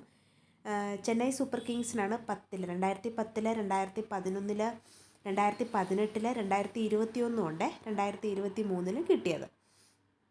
ഓക്കെ, അപ്പം 2021 വരെയാണ് നമ്മൾ വന്നത്. ഇനിയും 2022 സോറി ഞാൻ മെൻഷൻ ചെയ്യാൻ വിട്ടുപോയതാണ്. 2022 കിട്ടിയത് ഗുജറാത്ത് ടൈറ്റൻസിനാണ് 2022 കിട്ടിയത്. അത് ഞാനിവിടെ പറയാൻ വിട്ടുപോയി. 2023 കിട്ടിയതും ചെന്നൈ സൂപ്പർ കിങ്സിനാണ്. 2023 2024 കിട്ടിയത് കൊൽക്കത്ത നൈറ്റ് റൈഡേഴ്സിനാണ്. 2025 ആദ്യമായി റോയൽ ചലഞ്ചേഴ്സ് ബംഗളൂരുവിന് കിട്ടി. അപ്പം ഇവിടെ നോക്കിക്കഴിഞ്ഞാൽ, ഈ ഒരു ലിസ്റ്റ് നോക്കിക്കഴിഞ്ഞാൽ നമ്മൾക്കറിയാം ഏറ്റവും കൂടുതൽ പേരുകൾ നമ്മൾ കാണുന്നത് ചെന്നൈ സൂപ്പർ കിങ്സും അതുപോലെ തന്നെ വേറെ ഏതാണ്, മുംബൈ ഇന്ത്യൻസും കൊൽക്കത്ത നൈറ്റ് റൈഡേഴ്സുമാണ്. അങ്ങനെ നോക്കുമ്പോൾ ചെന്നൈ സൂപ്പർ കിങ്സിന് എത്ര തവണ കിട്ടിയിട്ടുണ്ട്? 2010, 11, 18, 21, 23 5 തവണ കിട്ടി. മുംബൈ ഇന്ത്യൻസിൻ്റെ കേസ് വരുമ്പം 2005, 2015, 2017, 2019, 2020, 2013 അവർക്കും 5 തവണ. അപ്പം ചെന്നൈ സൂപ്പർ കിങ്സ് മുംബൈ ഇന്ത്യൻസും രണ്ടുപേർക്കും 5 തവണ വീതം വിജയം കിട്ടിയിട്ടുള്ളതാണ്. പിന്നെ ഇങ്ങോട്ട് വരുമ്പോൾ ഒരു തവണ മാത്രം കിട്ടിയിട്ടുള്ളത് അല്ല, അതിന് മുന്നേ നമുക്ക് കൊൽക്കത്ത നൈറ്റ് റൈഡേഴ്സിൻ്റെ കാര്യം പറയണം. കൊൽക്കത്ത നൈറ്റ് റൈഡേഴ്സിനാണ് 2012, 2014, 2024 എന്നിങ്ങനെ കിട്ടിയിരിക്കുന്നത്. ഓക്കെ, ഇനിയും ഒറ്റ തവണ കിട്ടിയത് രാജസ്ഥാൻ റോയൽസ്, അതുപോലെ തന്നെ സൺറൈസേഴ്സ് ഹൈദരാബാദ്, ഡെക്കാൻ ചാർജേഴ്സ്. ഇത്രയും നാളിനോടകം ഇനിയും കിട്ടുന്നതല്ല, ഇത്രയും നാളിനോടകം. പിന്നെ ഈ വർഷത്തെ റോയൽ ചലഞ്ചേഴ്സ് ബംഗളൂരുവിനാണ് കിട്ടിയത്. അപ്പം ഇത് പഠിച്ചു വെക്കുക. ഏറ്റവും കൂടുതൽ ഇതിനകത്തൊന്ന് പഠിക്കേണ്ടത് പ്രഥമ ചാമ്പ്യന്മാർ, അതായത് പ്രഥമ ചാമ്പ്യൻ രാജസ്ഥാൻ റോയൽസാണ്. ഏറ്റവും കൂടുതൽ തവണ കിട്ടിയിട്ടുള്ളത് ആർക്കൊക്കെയാണ്. ഈ ഒരു കേസിൽ അത് വരുമ്പോഴേ ചിലപ്പോൾ ക്വസ്റ്റ്യനിൽ ചെന്നൈ സൂപ്പർ കിങ്സും വരും, ഡെക്കാൻ ചാർജേഴ്സും, രാജസ്ഥാൻ റോയൽസും, റോയൽ ചലഞ്ചേഴ്സ് ബാംഗ്ലൂരും വരും. അങ്ങനെ വരുമ്പം ചെന്നൈ സൂപ്പർ കിങ്സ് എഴുതാം. കാരണം ക്വസ്റ്റ്യൻ ഇടുമ്പോൾ മെയിൻലി ചിലപ്പോൾ ഏതെങ്കിലും ഒരു കറക്റ്റ് ഓപ്ഷനേ ഇടത്തുള്ളൂ. Chennai super kings, Mumbai Indians, അങ്ങനെ ആയിരിക്കും ചിലപ്പോൾ ക്വസ്റ്റ്യൻ വരുന്നത്. അപ്പം അങ്ങനെ അത് നോക്കുക, ഏറ്റവും കൂടുതൽ തവണ കിട്ടിയത് ആർക്കൊക്കെയാണെന്നുള്ള. ഇവിടെ 2 പേരുണ്ട്, മുംബൈ ഇന്ത്യൻസും ചെന്നൈ സൂപ്പർ കിങ്സും. അടുത്ത ഈ വർഷത്തെ വിജയി ആരാണ്? റോയൽ ചലഞ്ചേഴ്സ് ബംഗളൂരു ആണ് ഈ വർഷത്തെ വിജയി. ഇനിയും പിന്നെ അതുപോലെ തന്നെ നമ്മുടെ റണ്ണറപ്പ് ആരാണ്? പഞ്ചാബ് കിങ്സ് ആണ് ഇവിടുത്തെ റണ്ണറപ്പ്. നമുക്ക് അടുത്ത ചോദ്യത്തിലേക്ക് പോകാം. ഇവിടെ 72ാമത്തെ ചോദ്യമെന്നാണ് കൊടുത്തിരിക്കുന്നതെങ്കിലും ശരിക്കും 72 അല്ല, അതിന് മേളിലാണ്. കാരണം ഞാൻ ഇടയ്ക്ക് തരുന്ന കുഞ്ഞു കുഞ്ഞു ചോദ്യങ്ങൾക്കൊന്നും ഞാൻ നമ്പർ മെൻഷൻ ചെയ്യാറില്ല, സോറി. അപ്പം പക്ഷേ നമുക്കിത് 72ാമത്തെ ആയിട്ട് കൺസിഡർ ചെയ്യാം. എനിക്ക് തോന്നുന്നു ഇപ്പം തന്നെ 100 ചോദ്യങ്ങൾ കഴിഞ്ഞിട്ടുണ്ട്. അപ്പോൾ 72ാമത്തെ ചോദ്യം, ഇൻ്റർനാഷണൽ എയർ ട്രാൻസ്പോർട്ട് അസോസിയേഷൻ്റെ 81ാമത് വാർഷിക പൊതുയോഗത്തിൻ്റെ വേദി എവിടെയാണ്? ന്യൂഡൽഹിയിലാണ്. ഒന്നുകൂടെ പറയാം, എയർ ട്രാൻസ്പോർട്ട് അസോസിയേഷൻ, അതും ഇൻ്റർനാഷണൽ എയർ ട്രാൻസ്പോർട്ട് അസോസിയേഷൻ്റെ 81ാമത് വാർഷിക പൊതുയോഗ വേദി ന്യൂഡൽഹിയിലാണ്. അടുത്ത ചോദ്യം, 2025 മെയ്യിൽ അന്തരിച്ച പ്രശസ്ത ഫ്രഞ്ച് ബയോകെമിസ്റ്റ് ആരാണ് എന്നാണ്. എറ്റീൻ എമിൽ ബൗലിയോ ആണ് 2025 മെയ്യിൽ അന്തരിച്ച പ്രശസ്ത ഫ്രഞ്ച് ബയോകെമിസ്റ്റ്. അടുത്ത ചോദ്യം, പുകയില ഉൽപ്പന്നങ്ങൾ വാങ്ങുന്നതിനായി നിയമപരമായ പ്രായം 18 നിന്നും 21 ഉയർത്തിയ സംസ്ഥാനം ഏതാണ് എന്നുള്ളതാണ്. കുറച്ചധികം സോഷ്യൽ റിലവൻസ് വരുന്ന ഒരു കാര്യമാണ് ഇത്. അപ്പം അതുകൊണ്ട് തന്നെ വളരെ പ്രധാനത്തോടെ പഠിച്ചു വെക്കുക. പുകയില ഉൽപ്പന്നങ്ങൾ വാങ്ങുന്നതിനായി നിയമപരമായ പ്രായം കൂട്ടിയത് 18 നിന്ന് 21 ഉയർത്തിയ സംസ്ഥാനം ഏതാണ്? കർണാടകയാണ്. ഏതായാലും വളരെ നല്ലൊരു കാര്യമാണ് അല്ലേ? ഓക്കെ, അടുത്ത ചോദ്യം, അടുത്തിടെ വിയറ്റ്നാം സന്ദർശിച്ച ഇന്ത്യൻ നാവികസേന കപ്പൽ ഏതാണെന്നാണ്. അപ്പം ഏതാണ്? INS ദർശക് ആണ്. അപ്പം അടുത്തിടെ വിയറ്റ്നാം സന്ദർശിച്ച ഇന്ത്യൻ നാവികസേന കപ്പൽ ഏതാണ്? INS ദർശക്. അടുത്ത ചോദ്യം, ഇന്ത്യൻ മഹാസമുദ്രത്തിൽ സ്ഥിതി ചെയ്യുന്ന ചാഗോസ് ദ്വീപുകളുടെ പരമാധികാരം ലഭിച്ച രാജ്യം, അതായത് ആ ദ്വീപുകളുടെ കാര്യങ്ങൾ കൺട്രോൾ ചെയ്യാൻ ഒരു പർട്ടിക്കുലർ രാജ്യത്തിന് അധികാരം ലഭിച്ചു. ആ രാജ്യം ഏതാണ് എന്നാണ് ചോദ്യം. അപ്പം ഏതാണ്? മൗറീഷ്യസ് ആണ് ആ രാജ്യം. അപ്പോൾ ഇവിടെയും നമുക്ക് വേണമെങ്കിൽ 2 ചോദ്യങ്ങളായിട്ട് ഉൾപ്പെടാം, പക്ഷേ ആ ചോദ്യം വരുമോയെന്നൊന്നും അറിയില്ല, ജസ്റ്റ് നിങ്ങളുടെ ഒരു അറിവിന് വേണ്ടി പറയുന്നതാണ്.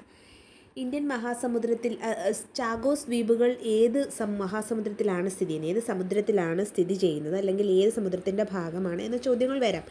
ഇന്ത്യൻ മഹാസമുദ്രത്തിൻ്റെയാണ്. ലോകം എന്ന ടോപ്പിക്കിൽ നിന്ന് നമുക്ക് ചോദ്യങ്ങൾ വരത്തില്ലേ, അപ്പം അതിലെ തന്നെ ഒരു കറണ്ട് അഫെയർ ആണിത്. കാരണം ഇന്ത്യൻ മഹാസമുദ്രത്തിൽ സ്ഥിതി ചെയ്യുന്ന ചാഗോസ് ദ്വീപുകൾക്ക് ഈ അടുത്താണ് പരമാധികാരം ഏത് രാജ്യത്തിന് കൊടുത്തത്? മൗറീഷ്യസിന് കൊടുത്തത്. ഓക്കെ, അടുത്ത ചോദ്യം. ഡോക്ടർ APJ അബ്ദുൽ കലാമിൻ്റെ ജീവിതം പ്രമേയമാക്കി പുറത്തിറങ്ങുന്ന ചിത്രം ഏതാണ് എന്നാണ്. Kalam the missile man of India. ഏതാണ്? Kalam the missile man of India. ഒന്നുകൂടെ പറയാം.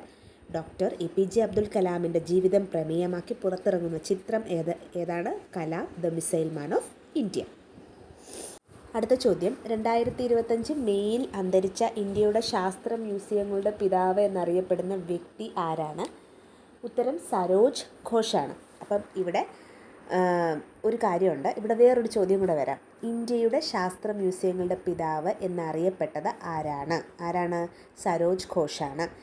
ഞാൻ എന്താണ് ഇങ്ങനെ പറയുന്നതെന്ന് വെച്ച് കഴിഞ്ഞാൽ, ഇങ്ങനെയൊക്കെയുള്ള ചോദ്യങ്ങൾ വരും കേട്ടോ. ഇപ്പം ഒന്നും ഡയറക്റ്റ് അല്ല, നിങ്ങൾക്കറിയാമല്ലോ, സ്റ്റേറ്റ്മെൻറ്റ് ടൈപ്പ് വന്നതോട് പിന്നെ ഒന്നും ഡയറക്റ്റ് ആവില്ല. അതുപോലെ തന്നെ നമ്മളിപ്പോൾ KS പോലെയൊക്കെയുള്ള എക്സാംസിനെ മെയിൻ ഫോക്കസ് ചെയ്താണ് വരുന്നത്. പുതിയ കുറേ ഇപ്പം സ്പെഷ്യൽ ബ്രാഞ്ച് അസിസ്റ്റൻ്റ് എന്ന് പറഞ്ഞ പുതിയൊരു എക്സാം വന്നു, അറിയാമായിരിക്കുമല്ലോ.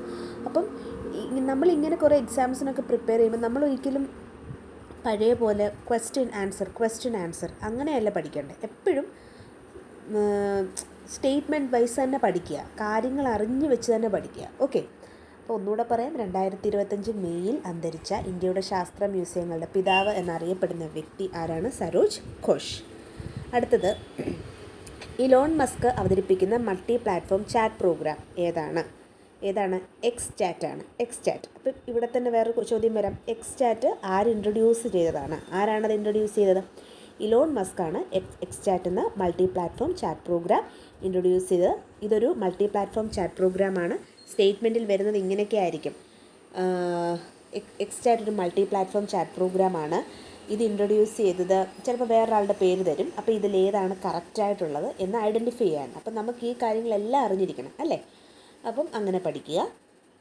അടുത്ത ചോദ്യം.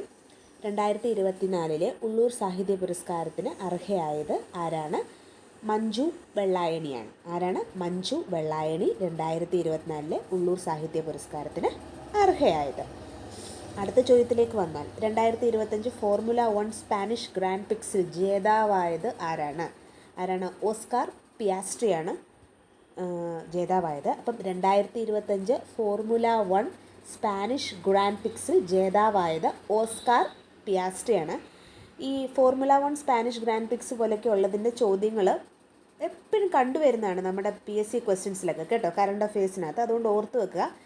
പേരും ഓസ്കാർ പിയാസ്ട്രി എന്നാണ്. നമ്മൾ ഓസ്കാർ എന്ന് പഠിച്ചാലും മതി, അതായിരിക്കും നമ്മൾ കുറച്ചുകൂടെ ഓർത്ത് വെക്കുന്നത്. Oscar Piastri. അടുത്ത ചോദ്യം. പോളണ്ടിൻ്റെ പുതിയ പ്രസിഡൻ്റ് ആകുന്നത് ആര്? കരോൾ നവറോസ്കിയാണ് പോളണ്ടിൻ്റെ പുതിയ പ്രസിഡൻ്റ് ആകുന്നത്. അടുത്ത ചോദ്യം. 2025 ജൂണിൽ UN പൊതുസഭയുടെ അധ്യക്ഷയായി തിരഞ്ഞെടുക്കപ്പെട്ട വ്യക്തി ആരാണെന്നാണ്. അൻലീന ബെയറാണ് 2025 ജൂണിൽ UN പൊതുസഭയുടെ അധ്യക്ഷയായി തിരഞ്ഞെടുക്കപ്പെട്ടത്. അതുപോലെ തന്നെ ഇവർ മുൻ ജർമ്മൻ വിദേശകാര്യ വകുപ്പ് മന്ത്രി ആയിരുന്നു. അടുത്ത ചോദ്യം. സൗരോർജ്ജം വഴി മുഴുവൻ വൈദ്യുതി ആവശ്യവും നിറവേറ്റുന്ന ഇന്ത്യയിലെ ആദ്യത്തെ ജില്ല ഏതാണ്? ഇപ്പോൾ ദിയു ആണ് സൗരോർജ്ജം വഴി മുഴുവൻ ആവശ്യവും നിറവേറ്റുന്ന ഇന്ത്യയിലെ ആദ്യത്തെ ജില്ല. അതായത് സോളാർ എനർജി, അറിയാമല്ലോ എല്ലാവർക്കും. അടുത്ത ചോദ്യം. ഷിരൂയി ലില്ലി ഫെസ്റ്റിവൽ നടക്കുന്ന സംസ്ഥാനം ഏതാണ്? മണിപ്പൂരിലാണ് ഷിരൂയി ലില്ലി ഫെസ്റ്റിവൽ ഇപ്പോൾ നടക്കുന്നത്. അടുത്ത ചോദ്യം. റഷ്യയിലെ വ്യോമത്താവളങ്ങളിൽ ഉക്രൈൻ നടത്തിയ ഡ്രോൺ ആക്രമണത്തിൻ്റെ പേരെന്താണെന്നാണ്. ഇപ്പോൾ പേര് ഓർത്ത് വെക്കുക. Operation spiders web. അപ്പോൾ ചോദ്യം ഇങ്ങനെ വരാം. ഓപ്പറേഷൻ സ്പൈഡേഴ്സ് വെബ് എവിടെ നടന്നതാണ്? അപ്പോൾ എന്താണ് ഈ ഓപ്പറേഷൻ സ്പൈഡേഴ്സ് വെബ്? സ്റ്റേറ്റ്മെൻറ്റിൽ വരാം എന്നാണ് ഞാൻ ഉദ്ദേശിച്ചത് കേട്ടോ. അപ്പം എന്താണത്? റഷ്യയിലെ വ്യോമത്താവളങ്ങളിൽ ഉക്രൈൻ നടത്തിയ ഡ്രോൺ ആക്രമണമാണ് ഓപ്പറേഷൻ സ്പൈഡേഴ്സ് വെബ്. അടുത്ത ചോദ്യം, ഇന്ത്യയിൽ ഏറ്റവും കൂടുതൽ GST പിരിച്ചെടുക്കുന്ന സംസ്ഥാനം ഏതാണ് എന്നാണ്. ഏതാണ്? മഹാരാഷ്ട്രയിലാണ് ഏറ്റവും കൂടുതൽ GST പിരിച്ചെടുക്കുന്നത്. അപ്പം ഓർത്ത് വെക്കുക, ഇന്ത്യയിൽ ഏറ്റവും കൂടുതൽ GST പിരിച്ചെടുക്കുന്ന സംസ്ഥാനം ഏതാണ്? മഹാരാഷ്ട്ര. അടുത്ത ചോദ്യം, രൺതംബോർ നാഷണൽ പാർക്ക് എവിടെ സ്ഥിതി ചെയ്യുന്നു? ഏതാണ്? രൺതംബോർ നാഷണൽ പാർക്ക് എവിടെ സ്ഥിതി ചെയ്യുന്നു? രാജസ്ഥാനിലാണ്. ഇങ്ങനെയും ചോദ്യം വരാം. രാജസ്ഥാനിൽ സ്ഥിതി ചെയ്യുന്ന അതായിട്ടുള്ളത് ചുവടെ എടുക്കുക, അല്ലെങ്കിൽ ഒരെണ്ണം ശരി, രണ്ടെണ്ണം ശരി, മൂന്നെണ്ണം ശരി, ഇങ്ങനത്തെ ചോദ്യങ്ങൾ കണ്ടിട്ടില്ലേ? അങ്ങനെയും വരാം. അപ്പോൾ ഓർത്തിരിക്കുക, രൺതംബോർ നാഷണൽ പാർക്ക് രാജസ്ഥാനിലാണ്. അടുത്ത ചോദ്യം, ഇന്ത്യയുടെ ആദ്യ ജിയോ സയൻസ് മ്യൂസിയം എവിടെയാണ്? എന്ത് മ്യൂസിയമാണ്? ജിയോ സയൻസ് മ്യൂസിയം ഗ്വാളിയാറിലാണ്, അതായത് മധ്യപ്രദേശിൽ. ഗ്വാളിയാറിലാണ് ഇന്ത്യയിലെ ആദ്യ ജിയോ സയൻസ് മ്യൂസിയം. അടുത്ത ചോദ്യം, റേഷൻ കാർഡ് പരാതികൾ പരിഹരിക്കാൻ ഭക്ഷ്യ പൊതുവിതരണ വകുപ്പ് ആരംഭിച്ച പദ്ധതി ഏതാണ്?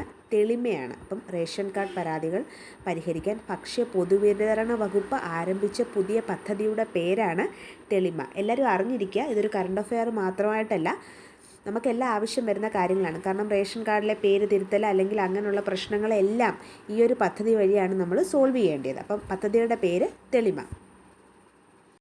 അടുത്ത ചോദ്യം, 2025 ലോക വനദിന പ്രമേയം എന്താണെന്നാണ്. 2025 ലോക വനദിന പ്രമേയം ഫോറസ്റ്റ് ആൻഡ് ഫുഡ് എന്നാണ്. എന്താണ്? Forest and food. മറക്കരുത്, ഫോറസ്റ്റ് ആൻഡ് ഫുഡ്. അടുത്ത ചോദ്യം, രാജ്യത്തെ 58ാമത് ടൈഗർ റിസർവ് ഏതാണ്? രാജ്യത്തെ 58ാമത് നിലവിൽ വന്ന tiger reserve Madhav tiger reserve ആണ്. ഏതാണ്? Madhav tiger reserve. ഈ ഒരു റിസർവിൻ്റെ പേര് പഠിക്കുമ്പോൾ തന്നെ അത് ഏത് സ്ഥലത്താണെന്നോട് പഠിച്ചു വെക്കണം. ഇത് മധ്യപ്രദേശിലാണ് മാധവ ടൈഗർ റിസർവ് സ്ഥിതി ചെയ്യുന്നത്. അടുത്ത ചോദ്യം, കുട്ടികളെ സൈബർ കുറ്റകൃത്യങ്ങളിൽ നിന്നും തടയാൻ കേരള പോലീസ് നടത്തി വരുന്ന പദ്ധതി ഏതാണ്? കുട്ടികളെയൊക്കെ സൈബർ കുറ്റകൃത്യങ്ങൾ ഇപ്പോൾ വളരെയധികം കൂടുതലാണ് അല്ലേ? അപ്പോൾ ആ ഒരു കുറ്റകൃത്യങ്ങളിൽ നിന്നൊക്കെ കുഞ്ഞുങ്ങളെ തടയാൻ വേണ്ടിയുള്ള കേരള പോലീസിൻ്റെ പദ്ധതി ഏതാണ് എന്നാണ് ചോദ്യം. ഏതാണ് പദ്ധതി? കൂട്ട് എന്നാണ് പദ്ധതിയുടെ പേര്. ഒന്നുകൂടെ പറയാം, കുട്ടികളെ സൈബർ കുറ്റകൃത്യങ്ങളിൽ നിന്ന് തടയാൻ കേരള പോലീസ് നടത്തി വരുന്ന പദ്ധതിയാണ് കൂട്ട്. മറക്കരുത്, വളരെ ഇമ്പോർട്ടൻ്റ് ആയിട്ടുള്ള ഒരു കറണ്ട് അഫെയേഴ്സ് പ്രാധാന്യവും അതുപോലെ തന്നെ കറണ്ട് അഫെയേഴ്സിൻ്റെ കൂടെ തന്നെ GK പ്രാധാന്യവും ഉള്ളൊരു ചോദ്യമാണ്. ഏത് സെക്ഷനിൽ വേണേലും അത് വരാം. അടുത്ത ചോദ്യം, മനുഷ്യ വന്യജീവി സംഘർഷം പ്രത്യേക ദുരന്തമായി പ്രഖ്യാപിക്കുന്ന ആദ്യ സംസ്ഥാനം ഏതാ എന്നുള്ളതാണ്. മനുഷ്യ വന്യജീവി സംഘർഷം പ്രത്യേക ദുരന്തമായി പ്രഖ്യാപിക്കുന്ന ആദ്യ സംസ്ഥാനം കേരളമാണ്. തീർച്ചയായും ഈ ഒരു കാര്യം എന്താണ്, ഒരു പ്രത്യേക ദുരന്തമായി തന്നെ നമുക്ക് പ്രഖ്യാപിക്കേണ്ട പല സാഹചര്യങ്ങളും വന്നു. ഈ അടുത്താണ് കാട്ടാന ആക്രമണം, കാട്ടുപോത്ത് ആക്രമണം ഒക്കെ കൊണ്ട് നിരവധി ആളുകളുടെ ജീവൻ പൊലിഞ്ഞ സംസ്ഥാനമാണ് നമ്മുടേത്. അപ്പം എന്താണ്, മനുഷ്യ വന്യജീവി സംഘർഷം പ്രത്യേക ദുരന്തമായി കേരളം പ്രഖ്യാപിച്ചു. അടുത്ത ചോദ്യം, 2025 മെയ്യിൽ ഫിഷറീസ് യൂണിവേഴ്സിറ്റി വൈസ് ചാൻസലറായി നിയമിതനായത് ആരാണ്? 2025 മെയ്യിലാണ് നിയമിതനായത്. ആരാണത്? M ബിജുകുമാറിനെയാണ് ഫിഷറീസ് യൂണിവേഴ്സിറ്റീസ് വൈസ് ചാൻസലറായി 2025 നിയമിതനാക്കിയത്. അടുത്ത ചോദ്യം, നഷ്ടത്തിലായതിനാൽ അടച്ചുപൂട്ടാൻ ഒരുങ്ങുന്ന 121 വർഷം പഴക്കമുള്ള കേരളത്തിലെ റെയിൽവേ സ്റ്റേഷൻ. എത്ര വലിയ പാരമ്പര്യമാണല്ലേ, 121 വർഷം എന്നൊക്കെ പറഞ്ഞു കഴിഞ്ഞാൽ. അപ്പം എന്ത് സംഭവിച്ചു? ആ ഒരു പർട്ടിക്കുലർ റെയിൽവേ സ്റ്റേഷൻ നഷ്ടത്തിലായതുകൊണ്ട് അത് അടച്ചുപൂട്ടാൻ ഒരുങ്ങുകയാണ്.